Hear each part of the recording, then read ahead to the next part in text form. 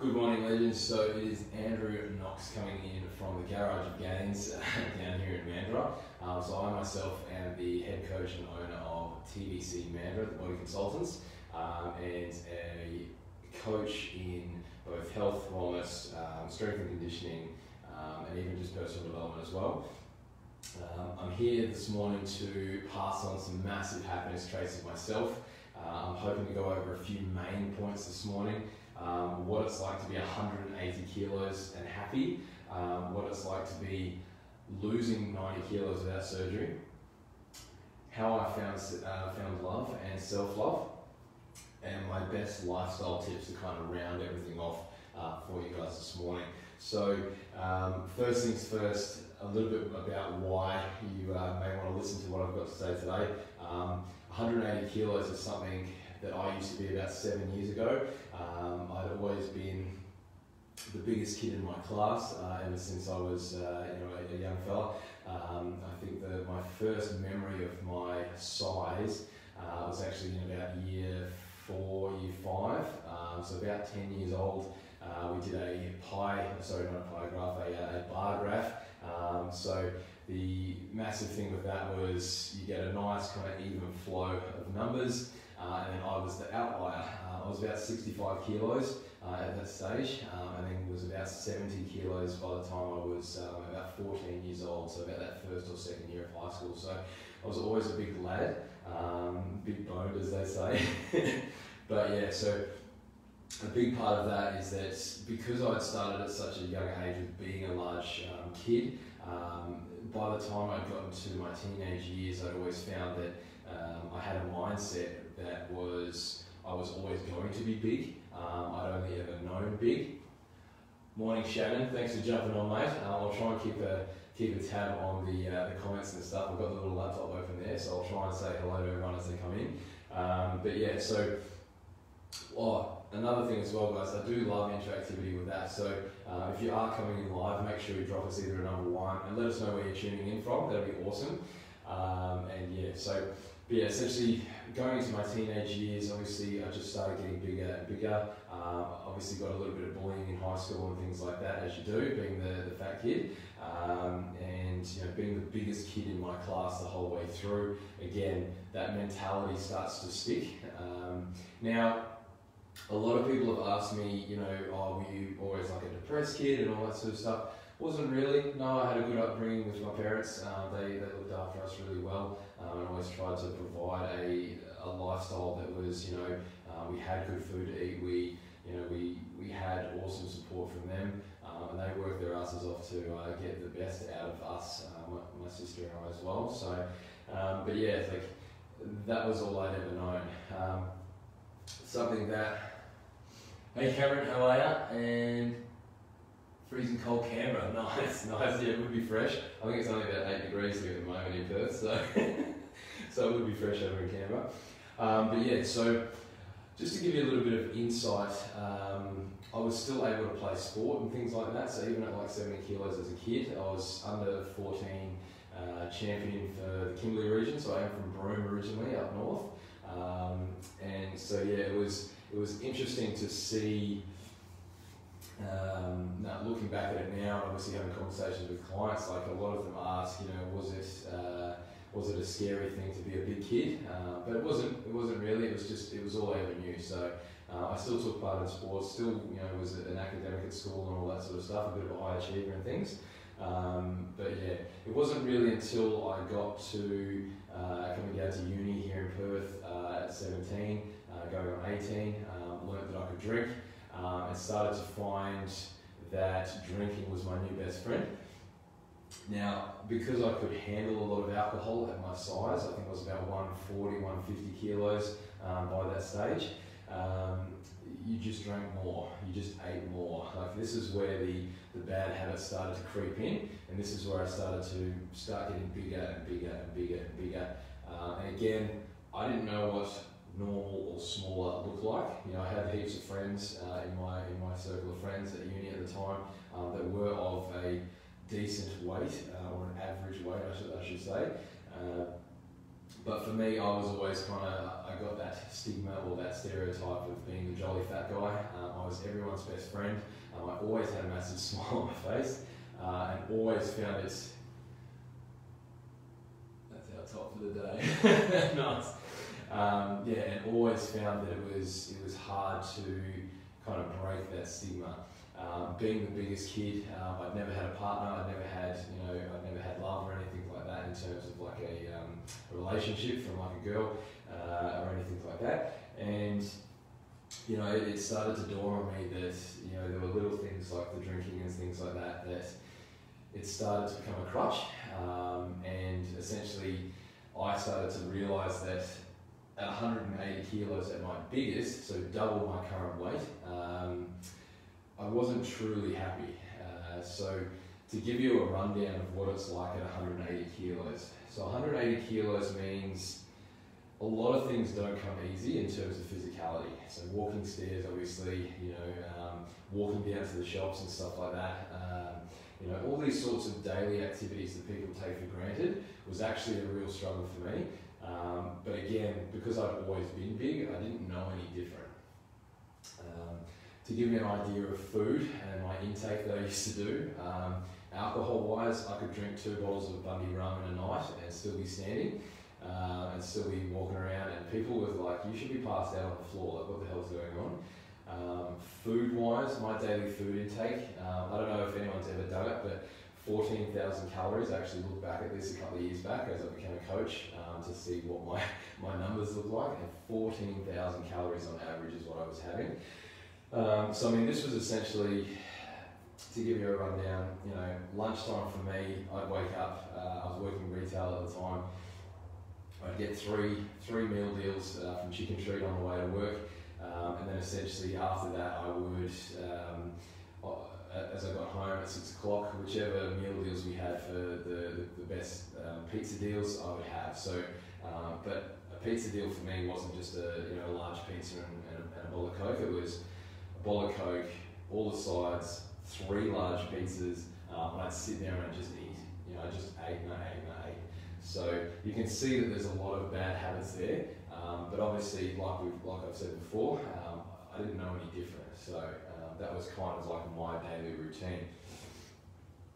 So I suppose the turning point or the tipping point for me was my dad actually got diagnosed with Pick's disease, which is a rare form of Alzheimer's and dementia. This was when I was about 25. He got diagnosed in the middle of the year, about June. He'd been over and seen specialists in Melbourne, found out that he had a hole in his memory cortex in the front of his brain. Dad was physically fit, could still run 5k with a pack on his back. Now, pack on his back, he was in the Army Reserves. He'd do that every weekend, Saturday mornings, bang, he'd smash out 5k, full gear. But his brain was starting to go. We'd noticed that he had tics and things like this, and he started tapping on stuff to mimic conversation because he wasn't able to pick up on conversation as well anymore. And to find out he was diagnosed with this was earth-shattering for me, as he was one of my heroes.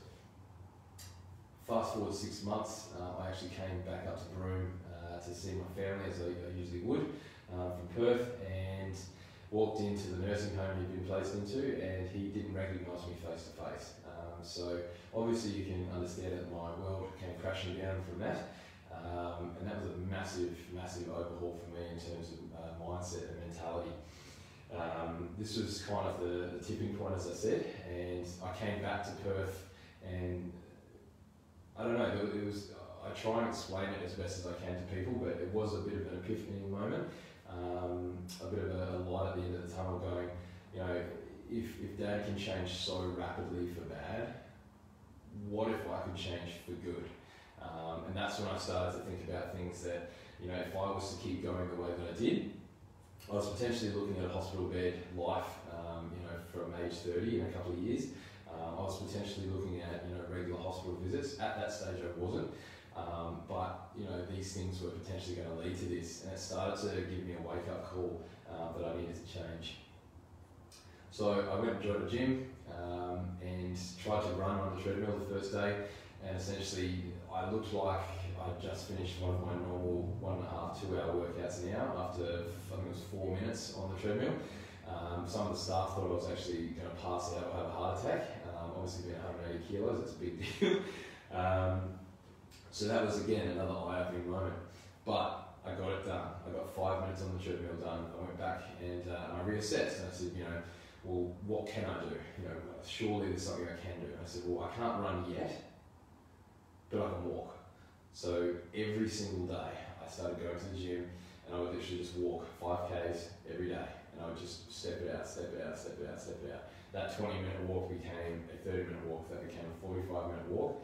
And within the first week that I started changing my food, I dropped 8 kilos. And I was like, cool, I'm onto something here. So yeah, that's a little bit of a snippet of like what 180 kilos feels like, and being double your body weight. Losing 90 kilos without surgery. Now, this is something that I often have a very strong opinion on, and I can be a bit blunt about it with clients, but I also have to make sure that I can talk to clients with empathy, because I do have clients that have had lap band surgery or sleeves put in and things like this, which does reduce stomach activity. The only problem I find with this is that it doesn't actually teach you any better habits. I'm still yet to find a surgery-based weight loss client that actually has a good lifestyle, that actually has good habits, and has actually kept up their weight loss results for more than their first 5 years after getting surgery. More often than not, probably 99% of them actually end up getting rebound situations where they still eat bad food, so they get to a certain weight loss point and then they're still fat, they're still overweight, they still have all these bad tendencies. Good, yeah, totally, Shannon, all about those small steps. So essentially, the biggest thing that I found was trying to find something I could do every day. Now, I'd heard this obviously like clockwork from a lot of friends, family, mates of mine that were coaches and PTs at the time, and finding something you can do that's a little 1% change every single day that led to a 1% shift every week was what I needed to start with. And like I said, my thing was I knew I could walk, and I knew I could walk long distance. So that's what I did every single day, Monday through Sunday. I would make sure I got 20 to 30 minutes of walking in every single day. My other little tip on that was I had it written down in my phone as a reminder. By that stage, smartphones are coming out, and I had literally an alarm every day that was like, cool, have you gone for your walk yet? Have you gone for your walk yet? Have you gone for your walk yet? So I was constantly getting reminded, and this was my first sign of accountability. So accountability is something that we need to make sure we have. Now at the time I was trying to do everything myself. If I'd known better and had a coach at the time, I would have obviously excelled even more. But having that accountability of just reminding yourself every day, yes, we need to do this, yes, we need to do this, go, go, go, go, go, move forward, move forward, move forward. The other thing with that is I didn't realise I actually had done something decent until I dropped my first 45 kilos. Now, the way that my trainer at the time got this through to me in terms of mindset was he actually weighed me in on a Monday, didn't actually let me know what my weight was that day. I've been dropping weight consistently every week and knew that I was heading in the right direction, but to me it still felt like I was big. So I was about 135, 140 kilos at this stage, and the cool thing was he actually designed a workout where I had a 20 kilo dumbbell in both hands for the entire workout. So I was walking with dumbbells, I was doing step-ups, I was doing lunges, I was doing squats, all sorts of, everything had to have dumbbells in the hands that entire session. At the end of the session, I was like, man, I'm absolutely cooked. And I was just like, but I want to know how was my weigh-in yesterday? Like, what happened? And was it good? Was it bad? Like, I'm getting the feeling it's bad because like you haven't told me yet and all this sort of stuff. And he goes, well, you know how we've been carrying the 20 kilo dumbbells around? And I was like, yeah. And he goes, that's how much you've lost. Like you are now officially 40 kilos lighter. And I nearly broke down at the gym. Nearly had like a full crying fit in the gym because it was that first moment of, oh my God, I've actually achieved something. And that realization moment was what made me go, well, cool, why stop now? I'm now feeling better, I'm moving better. And it's something that definitely lit my world on fire, which is really cool. The next thing after that was I got a new trainer a couple of months later. A mate of mine started doing some strength training.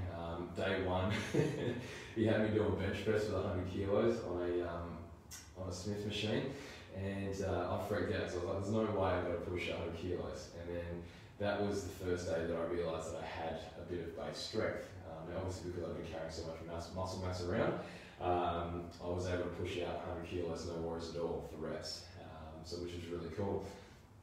And that was what really started to fuel the fire of, okay, what if I could be strong and lean? So this is kind of that next step in the progression. This led me down the path of dropping the next 45 kilos. So over 18 months, I dropped 90 kilos in total. Now in the background, I've been following a program by Body Trim. I actually won a weight loss competition for them, the Trimmer of the Year in 2013, which was a very humbling experience. I went over to Sydney for the national final for that competition, and yeah, so the cool thing with that is there was 11 other finalists. Now there was a guy that had dropped 55 kilos, he was a train driver in Sydney. He'd gone from going to the hospital twice a week for regular hospital and doctor visits to going once a month. So like his life change was massive, and still my mindset was that, oh well, my story's not that impressive. I mean, I've dropped 90 kilos, but like this guy's like no longer needs to go to the doctor and he's 60 years old, like that's incredible. To me, my perspective hadn't shifted still. So there was still that limiting belief that like I wasn't good enough, and that I wasn't internally happy with my progress, obviously. So this is another thing that I find with clients is that they're never happy, they're never truly happy with their image, and this is something that we really have to work through. I'm loving what Happiness Aid and Happiness Co, even just seeing the lives and stuff that Robbie Fig does, it's impressive to see the amount of energy he can bring towards people, and that's what I try to bring to my clients every single day. Not by just throwing my story in their face, but by letting them know that it is possible. It is possible to have that awesome day. It is possible to have a smile on your face every single day without question. Won the competition over there, and Jeff Jout, the creator of the Body Trim, the company, was absolutely blown away at the fact that I dropped 90 kilos. It actually looked so impressive in terms of physical health. He'd seen a guy lose 120 kilos on his program over in the States, but he was malnourished and all this sort of stuff. So like I had completely changed the game in terms of cutting myself in half. So a massive, massive change. And it wasn't until I won that competition that I truly, truly started to feel happy with what I'd achieved. And I started to realise that my story was now powerful enough to start impacting those around me. Some of the messages I was getting from friends and family, I was getting friends asking if I would train them and things like this. So it was really, really impressive to me to be able to give back. And that's where I started looking into coaching. And I also then found that my PT, Dylan, was like, bro, you're a walking advertisement for health. Like, if you can drop 90 kilos without surgery, without having to take diet pills or anything like this, just by showing up every day and eating better food, it's clearly possible. So I became a PT.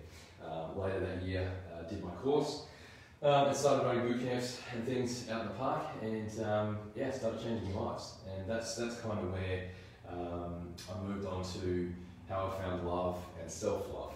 Now, self-love for me is something that I find very important to make sure that I remind myself every single day now that I have done a massive journey, but it's also a part of me now. Like, it's no longer something that I might tell people, it's something that empowers my day. It's like, cool, why am I not going back to 180 kilos? Because I felt crappy, I couldn't sleep properly, I ate crap food, I wasn't truly happy, and I wasn't fulfilled.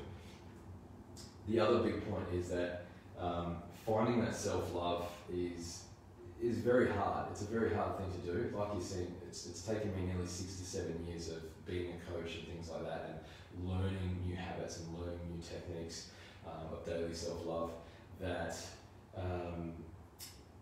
you know, it does take time, and it's always going to be a difficult thing. But I think the biggest tip I can give to all of you out there if you are looking to increase your self-worth and things like this, is actually start writing stuff down. Now this is probably one of my biggest number one tips to my current clients and things is start writing down things such as, you know, the daily gratitudes that I see in this group every day is absolutely phenomenal. I think it's a brilliant idea. The fact that people just jump on and write down a couple of things that they're grateful for. I think that's absolutely amazing. It's a technique that I use with my clients as well. But the physical action of writing it down is the most powerful part of it. You know, you need to be doing that because it's now on paper, it's now set in stone. But again, it can be adjusted. Like you can always adjust your gratitudes because we're always going to grow, right? We're always going to find something new to be grateful for. You know, and this is where that self-love really starts to grow because you start reminding yourself of, okay, what good things did I do today? Okay, I got up out of bed, I woke up, you know, like I'm grateful to be alive today. Like that's a massive win for so many people out there, and it should be a win for everyone. You know, that fact that you've got another chance to be better, like you've got another chance to have another day on this earth, like that's something that has changed my world in the last couple of years, and it's massive.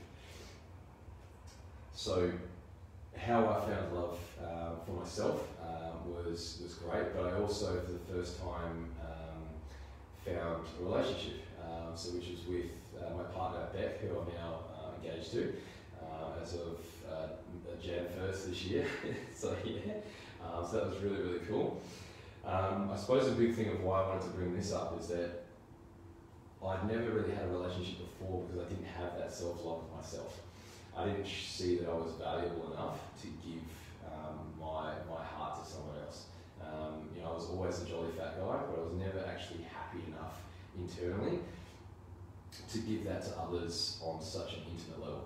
And I think that's something that a lot of people struggle with these days is like, you know, we see marriage breakups at like, you know, 51% or whatever it is, you know, on average and all this sort of stuff. And, you know, we see that, you know, relationships break down all the time, you know, there's like FIFO things and all this sort of stuff. But I still think it boils down to that, do you love yourself enough to give yourself completely to someone else? I think that's such a big message that if you can't love yourself, how can you ever expect to be able to give that to someone else? And that's why with a lot of our coaching that we do at TBC, it's all about trying to find that inner spark and trying to essentially remind the clients that they're freaking awesome. Like every single day they come to the gym and I'm like, awesome, what did you get done today? Like what's something positive you've had a win with today? You know, like at least once a week before class, I'll get the guys to go, awesome. Hey guys, before we start training today, round the circle, quick show of hands, who's had a win? Cool, there'll always be one or two of the introverts. Sorry introverts, but it's always you guys. And they'll always not put their hand up. They never put their hand up for anything, but I'll still make them step forward and go, cool, did you wake up today? Yep, awesome, that's your win, perfect. If they literally can't find anything else, but it fuels that fire and that self-love and belief. The other good thing from self-love is that we also find it breeds belief and it breeds purpose in what we do every day. I'm sure you've heard it from other presenters in here previously about the fact that, you know, if you don't know your why and your purpose as to what you do every day, then you need to find that. Now I can't give you the keys to finding that, but essentially if you can find that passion in life, and mine essentially is that I love seeing the best version of people coming up. Like I love helping, growing and nurturing that with my clients because it's the most fulfilling thing I find you can do. Giving value to others is just so important these days in a world that is full of negative media, negative news, all this sort of stuff. So yeah, finding love in my partner was massive for me. We've been together 5 years, going on 6 years now, obviously engaged now, and it's like the greatest feeling ever is having someone to come home to and know that I can truly give myself to her any day of the week. Like there's no holds barred. Like my heart is completely open to her, and it's something that I never thought that I would have. And you know, it's something that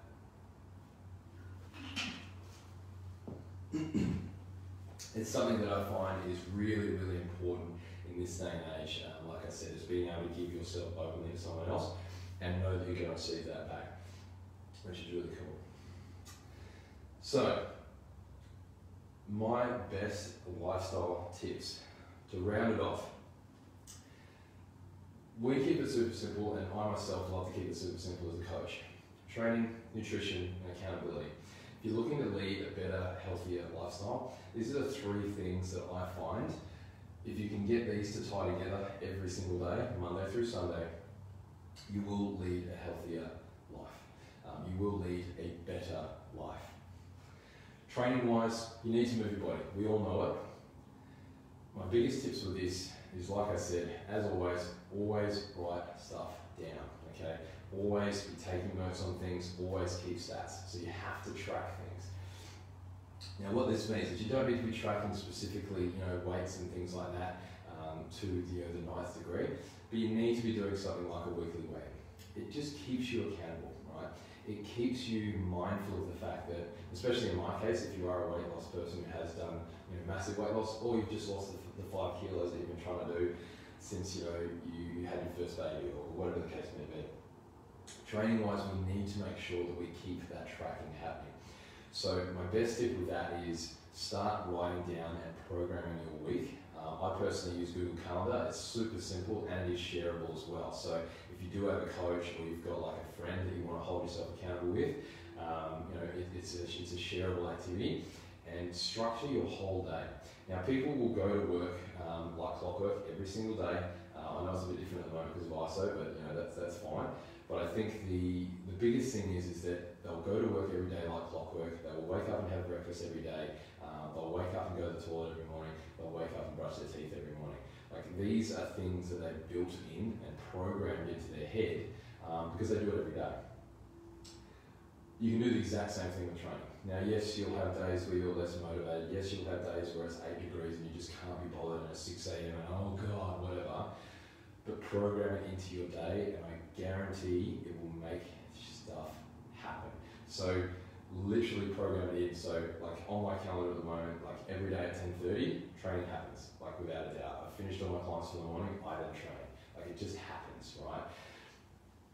Nutrition. Now there's a world of tips that I could give on this, but I think the best thing is finding something that works for you is my go-to option. Now we don't necessarily guide clients towards keto or paleo or vegan or this or that or whatever, but we help guide people towards something that works best for them.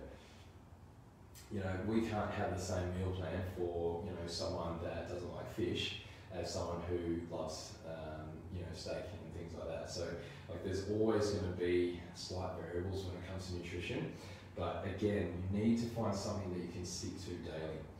Now, the best thing I've found with this is obviously go and get someone to guide you through. Now, this could be a nutritionist, it could be a best mate, it could be a coach or whatever.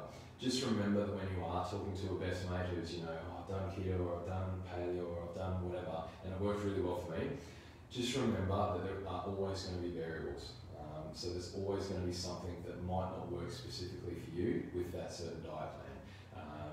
So just always be aware of that, but always keep an open mind when it does come to the food. Again, tracking with your nutrition is something that is very, very important because it is very easy to overeat. As a big guy, I know, and as a big guy, and you need to be writing stuff down. Again, keep that consistency of writing your stuff down. We get our members to track their food in an app. Super simple. They literally just log it every day. Takes about 4 minutes, if that. And again, it's just that first form of accountability. Write stuff down, and you can track them. Because when I ask them, okay, your numbers have gone up on the scale, or you're not feeling as well this week, or your sleep's been a bit rubbish. How's your food been? If they don't track, I don't know. It's plain and simple. Give yourself some stats to work with. And then accountability, the final thing that ties our 3 pillars together. Accountability comes in many forms, but essentially it means I see accountability and support as having a coach or having a running mate. A running mate is someone that can go with you on the journey. Now, if you're someone like myself that needs to drop 30, 40, 50, 100 kilos, whatever the case may be, then doing it with someone, I can guarantee you it will be a hell of a lot easier. It will be a hell of a lot easier. I tried to do it all myself. Yes, I made it happen, but I can guarantee you that if I had a running mate the whole time, it would have been like 10 times easier, and 10 times simpler. Having a coach for accountability is something that I highly recommend. It's someone that you can check in with, it's someone that can check in with you, and it's someone that can keep you on point. Now, a big part of that accountability of having a coach is also just having someone to reach out to if you are having a crap day, and you can literally have that 5-minute conversation with them. And your coach, if they are good, will remind you of your why. They will remind you of your purpose, because they are your chief reminding officer. They will remind you of why you want to be successful with your health, and like all the benefits. Like, I get messages every week from clients that are like, oh, I've had a really bad day, I don't know if I want to come into training. I'm like, cool, why are you with us? Like, why are you still training with us? Oh, well, I love the community environment. Awesome. So are you going to get that if you stay home today? Yes or no? And they're like, oh, no, I'm not going to obviously get that. And then the other thing with that is that it's like, cool, you staying at home and feeling sorry for yourself instead of coming in and at least just getting your 30 to 40 minutes of training done. Like, you know that you feel better when you've trained, and you know that you get the community aspect of training with the others, and you know that you get a massive burst of energy from myself being a coach, right? And they're like, oh, yeah, okay, I'll be into training, right? Like, sometimes that 30-second to 5-minute conversation through Facebook Messenger can change someone's whole day.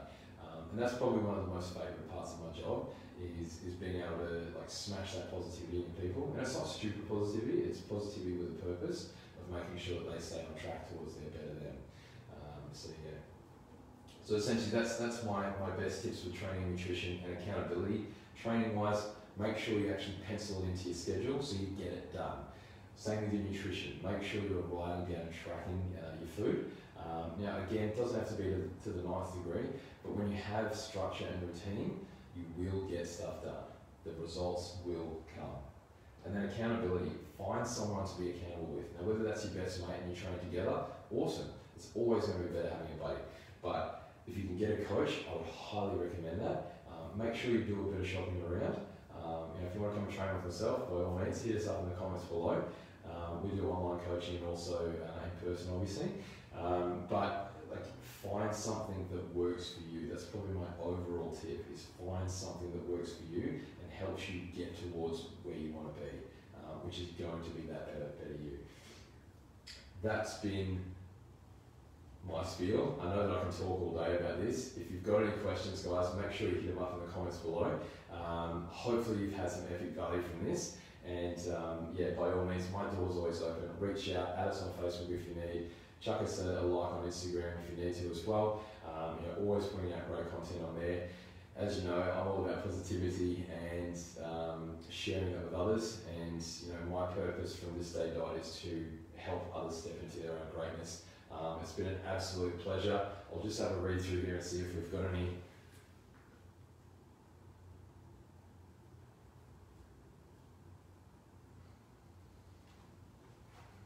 Cool. Yeah, like I said, guys, I'll be checking this live throughout the day. If you do have any questions, by all means reach out. If you want to throw it in the comments below, go for it. Or if you want to just reach out and send us a PM, if it's something personal that you need to ask about, go for your life, man. I'm open book on all this sort of stuff. And like you've seen, my journey is to help as many as we can on their roads better. Thank you for your time. Thank you for your time, and go Happiness Co. Love what you guys are doing, and I just want to say a massive thank you to Robbie Feig and the guys, Julian Pace and that, for allowing me the opportunity to share my story and journey.